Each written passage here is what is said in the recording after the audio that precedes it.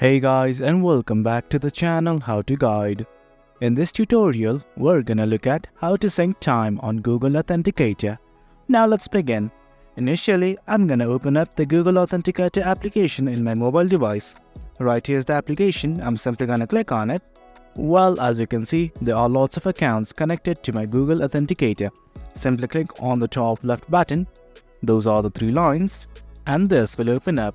Now let's simply go to settings. Once you've opened settings, something like this will open up. Let's simply click on the first option that says time correction for codes. Let's click on this button right here, and then something like this will open up. Let's simply hit on sync now. And guys, there you see, the Google Authenticator time has been synced. In my case, time was already correct. Well guys, that's it. That's how you sync the time on Google Authenticator. Hope you guys found this video informative, and for more content like this, do remember to hit like, share and subscribe. Thank you.